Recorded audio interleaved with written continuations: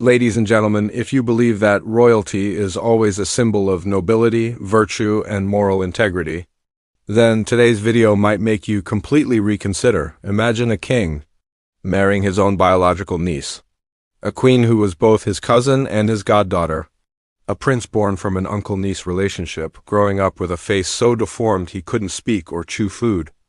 This isn't science fiction. It's the historical truth of the Habsburg dynasty, a royal house that once held nearly one-third of Europe in its hands. They sacrificed everything, morality, happiness, even the health of their descendants, just to preserve the pure royal bloodline. And the price they paid? A dynasty that collapsed due to genetic defects, kings who couldn't walk on their own, couldn't produce heirs, yet still had to wear the crown. This is the story of deranged marriages, of power turning humans into monsters, and of death born from their very own bloodline.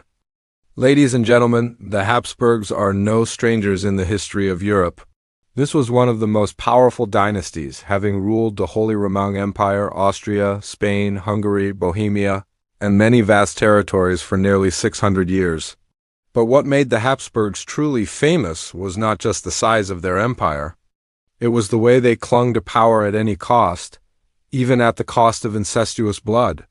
From very early on, generations of Habsburg rulers were deeply indoctrinated with an extreme belief: the throne belongs only to those of Habsburg blood. They believed that royal blood was a divine guarantee of their God-given right to rule. And if that bloodline was diluted through marriage with outsiders, then their divine mandate would be cursed. That's why instead of marrying off princesses to form princes, to form alliances like other dynasties did, the Habsburgs chose the path of intra-family marriage. At first, they married cousins, then nieces and nephews. And even worse, there are documented cases of uncles marrying their nieces and grandfathers marrying their own granddaughters. One stark example is Ferdinand I, Emperor of the Holy Roman Empire, who married his own biological niece. His son, Philip II, went even further by marrying his niece, who called him uncle. These marriages became throne-preserving strategies, fully endorsed by the monarchy and legitimized by the Pope. To them, it wasn't incest, it was a royal bloodline preservation strategy. But there was one thing they didn't foresee: nature does not forgive when you toy with genetic boundaries. After centuries of inbreeding, the genetic overlap within the Habsburg family reached dangerously high levels. Later generations began to suffer from congenital deformities, hormonal disorders, intellectual disabilities, and infertility, and yet, the royal court carried on. Because to them, a disabled child with Habsburg blood was still worth more than a healthy child of another lineage. This brings us to the tragedy of one of the last kings of the dynasty, Charles II of Spain, a man born from the most extreme inbreeding generation, who became the living symbol of the sickly legacy the Habsburgs left behind. And that is where the tragedy turned into a full-blown dynastic catastrophe. If you thought royal marriages were just arranged alliances between noble houses, the Habsburgs will make you think again. Their dynasty wasn't just shaped by political ambition, it was warped by a relentless obsession. Keep the bloodline pure at all costs, and that cost was monstrous. By the 16th century, the Habsburg family tree had become a grotesque circle.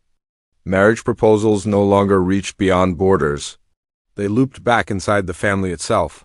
Uncles married nieces. Aunts married nephews. First cousins married as a rule, not an exception. And in some chilling cases, fathers arranged marriages between their sons and their own nieces' children raised together, now forced into unnatural unions for the sake of a crown. Let's look at Philip II of Spain. A mighty ruler in the 1500s, he was once married to Mary I of England, but after her death, he returned to the family pool, marrying his niece Anna of Austria, who was also the granddaughter of his father and sister of his own late wife. Confused? So were the family trees. Some Habsburg children were simultaneously grandchildren, nieces, and cousins of the same person. It didn't stop there. Maximilian II, another Holy Roman Emperor, married Maria of Spain, his first cousin. Their children, instead of breaking the chain, continued it. Almost all of them married cousins too. This dynasty was determined to bend nature to their will. But nature doesn't bend, it breaks.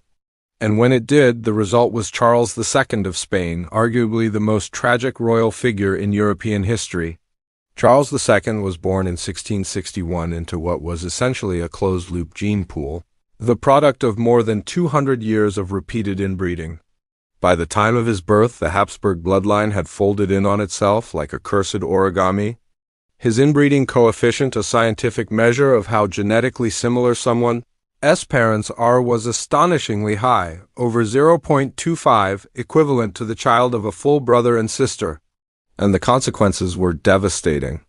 Charles suffered from Habsburg jaw, a condition where the lower jaw juts out so severely it causes speech and eating difficulties. His tongue was so large and deformed that he couldn't speak clearly until the age of 4. He couldn't walk until he was 8. He was constantly ill, intellectually impaired, and infertile. Yet, despite his failing health, he was expected to rule. And worse, he was forced into marriages, not for love, but to continue the very genetic nightmare that had created him. Charles II was married twice, once to Marie-Louise of Orleans and later to Maria Anna of Neuburg. Neither union produced a child. Behind the palace doors, doctors and advisors whispered rumors blaming the queens, suspecting witchcraft, anything but the truth. Charles's body could no longer produce heirs, because it was breaking down from generations of biological collapse. The tragedy wasn't just physical, it was spiritual. His court was filled with charlatans, quacks, and sycophants who fed his paranoia and confusion. Charles believed he was cursed, that his failures were the work of dark forces. In reality, the only curse was the dynasty's refusal to stop marrying their own flesh and blood.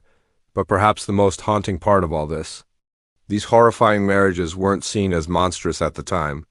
They were celebrated grand ceremonies, lavish portraits, royal decrees praising unity of the house. Behind the silk robes and golden crowns were broken bodies and tortured minds, sacrificed to a throne that demanded blood, even if it came from within the family. By the time Charles II died at age 38, childless, confused, and barely able to function, the Spanish Habsburg line died with him. The dynasty had devoured itself. But the echoes of those horrific marriages still haunt European history. And in museums across the world, if you look closely at some of those regal portraits, the long jawlines, the sunken cheeks, the faraway gazes, you'll see the visible scars of a royal family that thought they could defy biology and paid the ultimate price. The downfall of the Habsburg dynasty wasn't marked by war or assassination. It was a slow, silent implosion from within.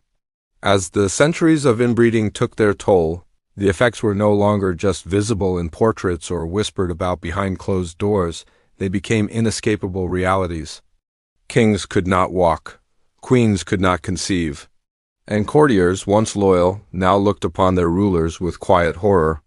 But no figure embodies this catastrophic unraveling more than Charles II of Spain. To the outside world, he was a king. To his people, a divine ruler. But inside the palace he was known as El Hechizado, the Bewitched, and not without reason.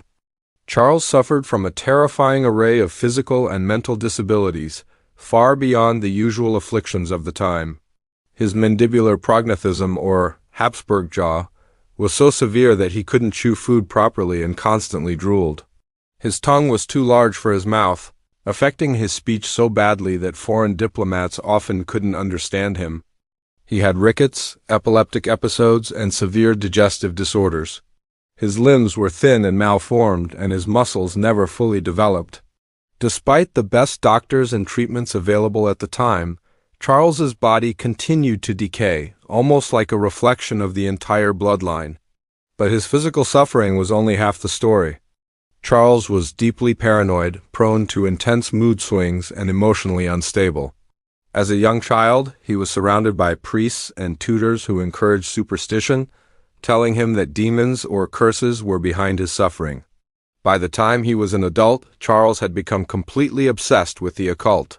He believed witches had hexed him to be infertile. He commissioned exorcisms. He had entire rooms of the palace cleansed by priests, not just once but repeatedly, and he wasn't the only one spiraling. The royal court had turned into a breeding ground for madness. Ministers argued over whether Charles was possessed.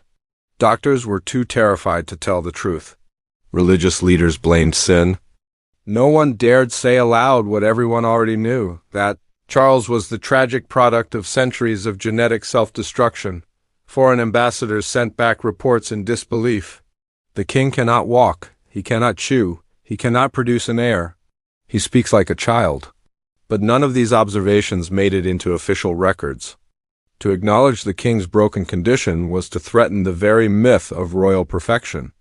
This wasn't just a biological collapse, it was a psychological one. The entire structure of divine monarchy was built on the illusion of strength, of sacred superiority. But what happens when your divine king is too weak to stand? Even Charles's marriages, political in purpose, tragic in practice, failed to offer hope. His first wife, Marie-Louise of Orleans, reportedly fell into deep depression soon after arriving in Spain. She was isolated, foreign, and expected to produce an heir with a husband who could barely consummate the marriage. She died young, her body and spirit worn down. His second wife, Maria Anna of Neuburg, was more pragmatic, but even she couldn't hide her frustration. She attempted to manipulate palace politics and control access to Charles, but nothing could reverse his condition. Rumors spread that she wept in private, realizing her position was both dangerous and hopeless. Outside the palace, Spain was suffering. Famine, war, and political stagnation loomed. The empire needed leadership. It needed heirs. But all it had was a monarch trapped in a dying body, ruled by superstition and fear, whose only legacy would be the end of a dynasty. When Charles finally died in 1700 at just 38 years old, it wasn't a sudden tragedy. It was a long-awaited, agonizing sigh of history. His will named Philip of Anjou, a Bourbon, as his successor. And with that, the Habsburg line in Spain died out, its final chapter written not with bloodshed but with a death rattle from within. But the damage didn't end there. The fall of Charles II led directly to the War of the Spanish Succession, a massive conflict that reshaped Europe's political map. Millions died over a throne that had, for centuries, been defended not by armies but by marrying cousins.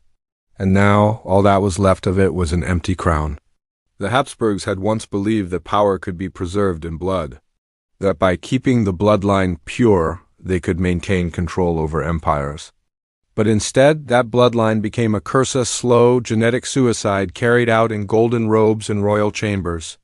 What remains today are haunting portraits of kings and queens with drooping jaws, sunken eyes, and hollow stares. They are not just paintings. They are warnings of what happens when the hunger for power defies the laws of nature and morality. You may wonder, how could something so obviously destructive, so grotesquely unnatural, be allowed to continue for centuries? Why didn't anyone, not even the church, the nobility, or the scholars of the age, speak out and stop the Habsburgs from marrying within their own bloodline again and again? The answer is as simple as it is terrifying: fear, faith, and the illusion of divine right. In the world of medieval and early modern Europe, monarchs were more than rulers. They were seen as God's chosen representatives on earth. Their bloodline wasn't just political, it was sacred. To question the integrity of that blood was to question God's will, and in many cases, such doubt could be considered blasphemy or treason. This belief was weaponized by the Habsburgs. They wrapped their incestuous unions in layers of religious justification and dynastic propaganda. Each marriage was sanctified by the Pope. Each birth was celebrated as a miracle. Court artists painted idealized portraits of deformed children as cherubic and noble.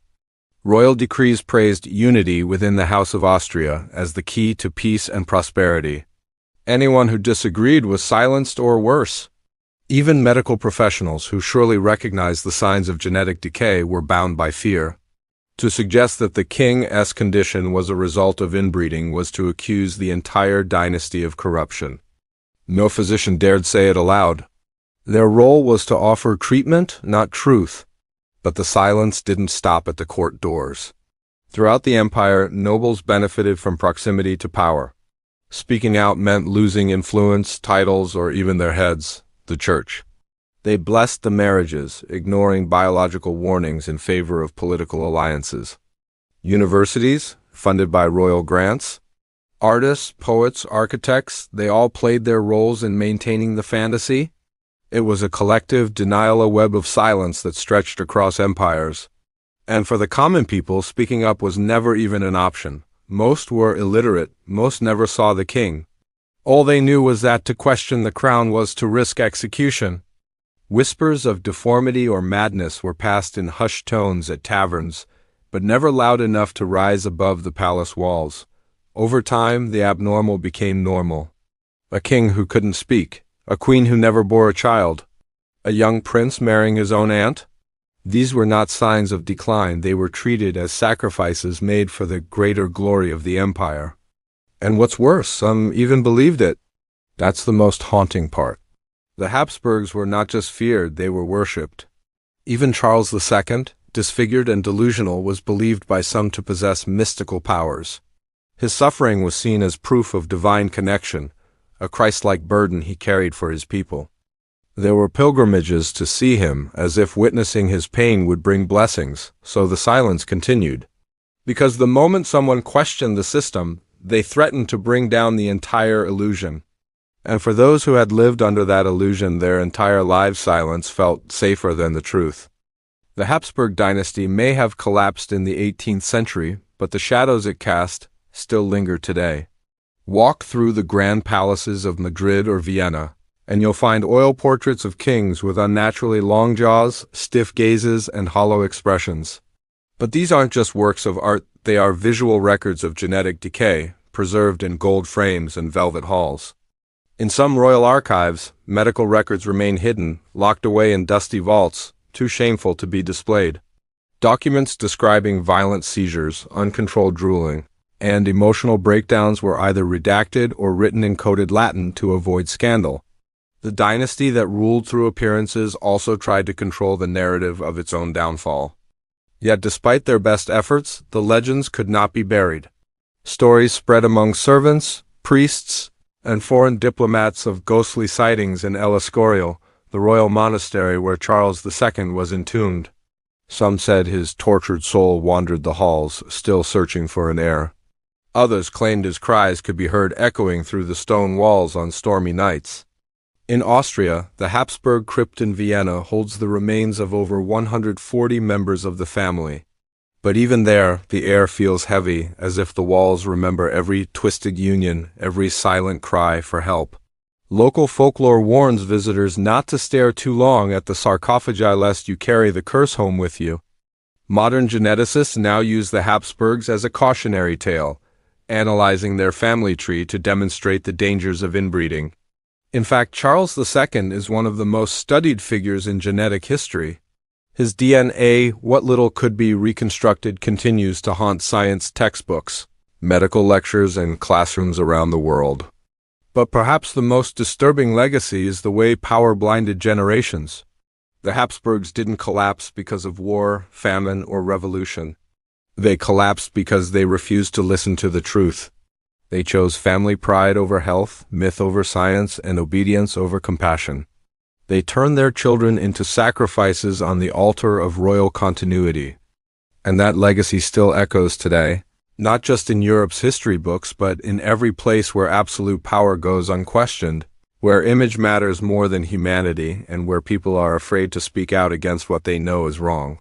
So the next time you pass by a regal portrait with a noble title and a human stare, ask yourself, is this the face of a ruler? Or the last silent witness to a dynasty that fed on itself, until there was nothing left?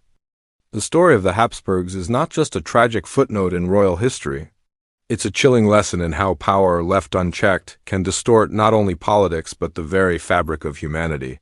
For centuries, the dynasty ruled with splendor and glory. Yet behind the golden crowns and palace walls was a legacy of suffering, a silence that killed, and a bloodline that devoured itself in the name of purity and control. Children were born not out of love, but of duty, doomed before they ever took their first breath. Kings were celebrated in public and mourned in private for what they had become. It's easy to look back now and see the horror. But ask yourself, what systems today do we accept simply because that's the way it has always been? What truths do we avoid because they challenge tradition or threaten power? The Habsburgs remind us, denial isn't harmless. Silence isn't neutral. and bloodlines should never come before human lives. If this story disturbed you, made you think differently about the royal families we once idolized, or if you believe history should be told not as a fairy tale, but with all its dark, uncomfortable truths, then don't let it end here. Hit that subscribe button, leave a comment, and share this with someone who still believes all kings lived like heroes. Because trust me, this is just the beginning, and history hides far more horror than you've ever imagined.